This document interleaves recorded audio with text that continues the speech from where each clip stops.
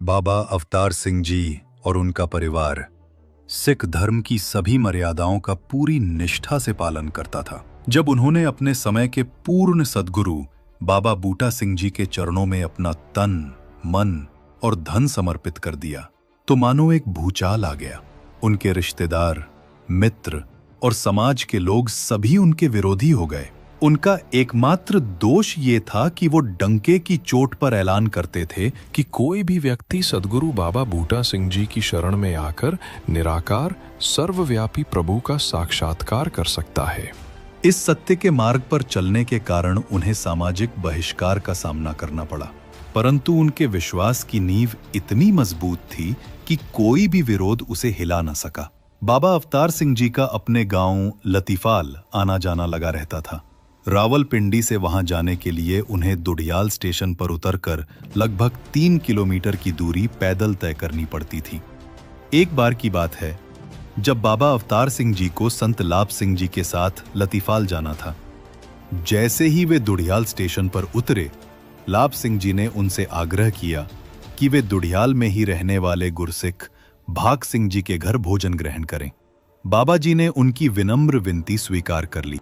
उधर विरोधियों के एक समूह ने बाबा अवतार सिंह जी पर हमला करने की योजना बना रखी थी। उन्होंने तय किया था कि जैसे ही बाबा जी स्टेशन से बाहर निकलेंगे, वे उन पर हमला कर देंगे। लेकिन कहते हैं ना, जाको राखे साइयां मार सके न कोई। हमलावर स्टेशन के बाहर घात लगाकर इंतजार करते रहे, लेकिन वे बाबा अवतार सिंह जी को पहचान ही नहीं पाए। बाबा जी और लाभ सिंह जी अपनी ही आध्यात्मिक मस्ती में भाग सिंह जी के घर पहुंचे। वहां प्रेम से भोजन किया और उसी आनंद की स्थिति में लतीफाल के लिए निकल भी गए। हमलावर रास्ते में खड़े बस इंतजार ही करते रह गए और उन्हें कानों कान खबर तक ना हुई। जब लाभ सिंह जी ने इस पूरी घटना की जानकारी जगत माता बुद्धवंती जी को दी, तो उनके मन में एक संशय था। उन्हें डर था कि कहीं एक पत्नी के रूप में पति के मोह में आकर बुद्धवंती जी घबरा न जाएं और बाबा अवतार सिंह जी को सत्य के इस निर्भय पथ पर आगे बढ़ने से रोकने का प्रयास न करें। लेकिन उनका यह संदेह गलत निकला। जगत माता जी के मुख से जो शब्द निकले, वे उनके विश्वास का प्रमाण थे। उन्होंने कहा, भाई साहब, आप बिल्कुल चिंता ना करें। मेरे पति के सिर के ऊपर पूर्ण गुरु का हाथ है। जब तक निरंकार प्रभु की इच्छा नहीं होगी, किसी में इतनी हिम्मत नहीं कि उनका कुछ बिगाड़ सके। उनके इन विश्वास से भरे वचनों को सुनकर लाभ सिंह जी के मुंह से अनायास ही निकल पड़ा, अवतार सिंह कितने भाग्यशाली हैं, जिन्हें आप जैसी भक्ति में डूबी जीवन संगिनी मिली है। समय आगे बढ़ा और 1943 में वो ऐतिहासिक दिन आया जब बाबा बूटा सिंह जी ने बाबा अवतार सिंह जी को सद्गुरु के रूप में प्रकट करने की घोषणा की। जिस क्षण ये घोषणा हुई, जगत माता बुद्धवंती जी ने एक पल की भी देरी नहीं की।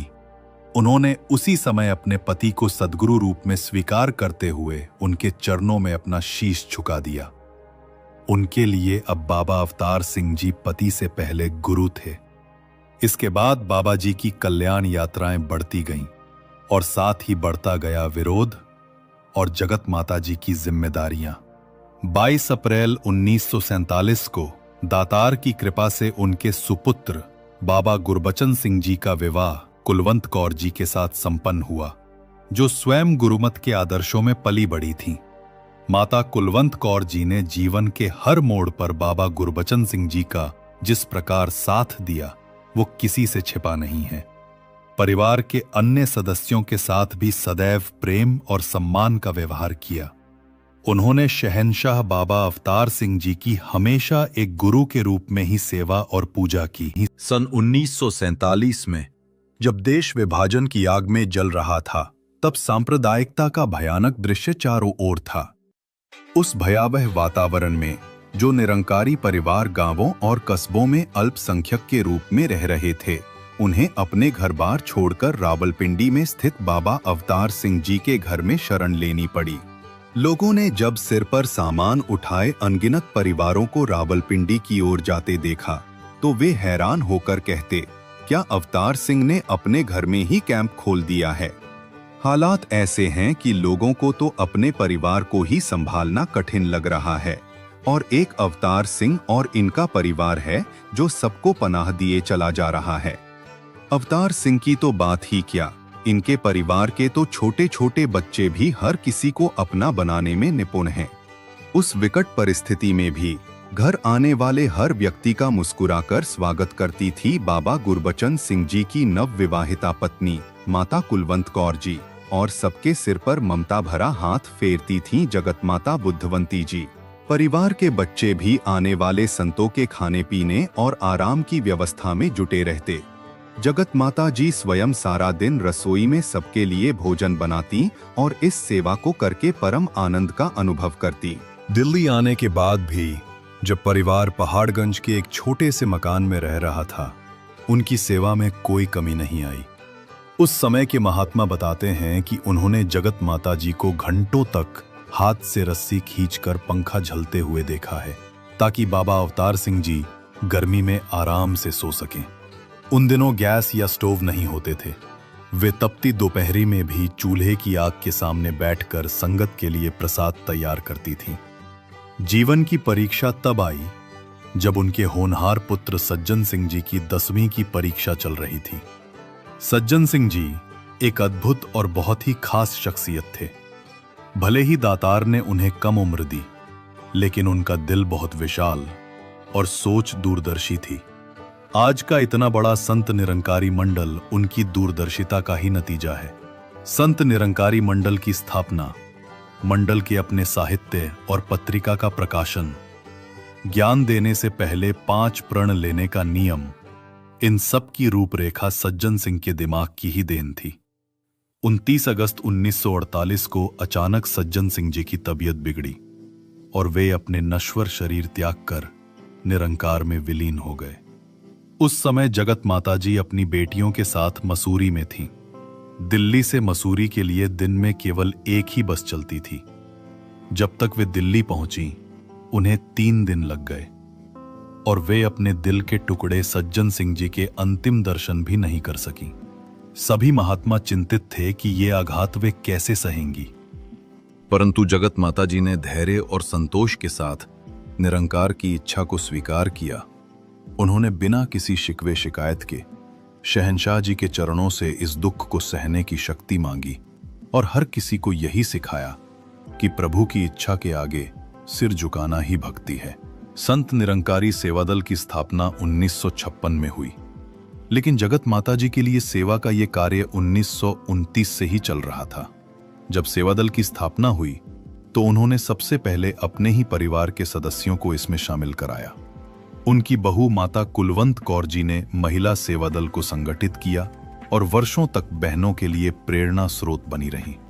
ये उनकी सिखाई हुई सेवा ही थी कि उनके पुत्र बाबा गुरबचन सिंह जी शहंशाह जी की कल्याण यात्राओं में एक ड्राइवर के रूप में उनकी गाड़ी चलाते थे और जरूरत पड़ने पर गाड़ी के नीचे लेटकर उसे ठीक करने में भी संकोच नहीं करते थे। जगत माता जी ने बाबा अवतार सिंह जी को हमेशा पति से पहले अपना गुरु माना।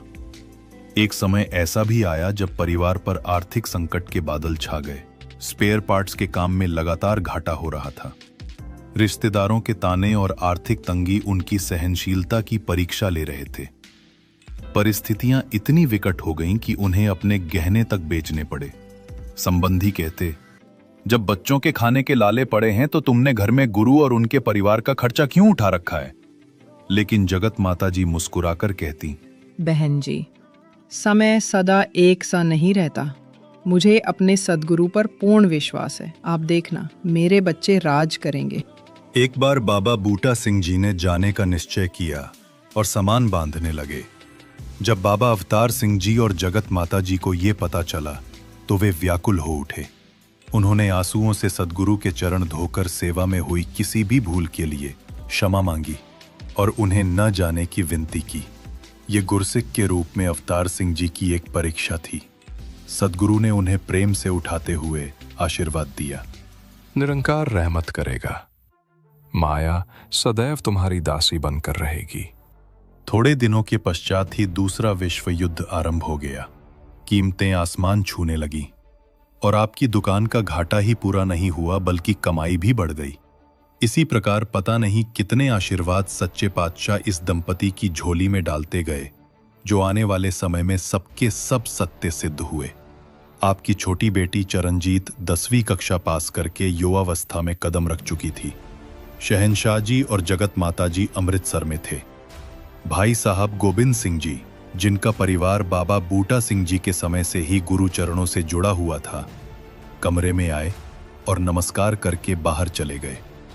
जगत माता जी ने शहंशाह जी से कहा, अपनी चरणजीत अब जवान हो गई है, उसके लिए कोई गोविंद जैसा वर मिल जाए तो।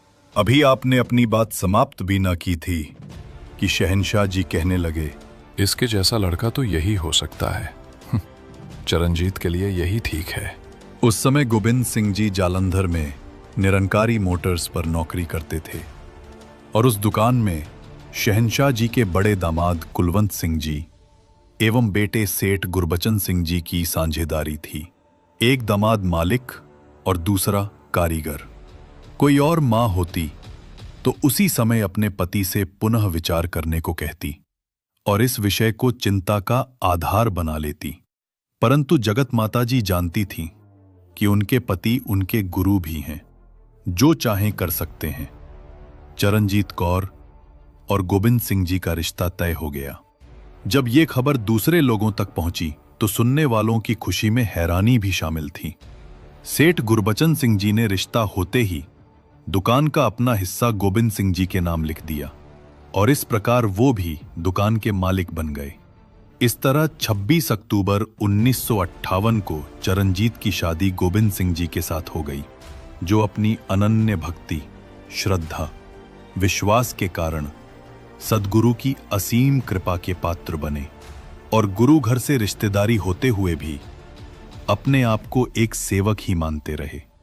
मिशन के लिए चाहे इनको कितनी ही कठिनाइयों एवं असुविधाओं का सामना करना पड़ा, परंतु इनके विश्वास में कभी कोई कमी ना आई।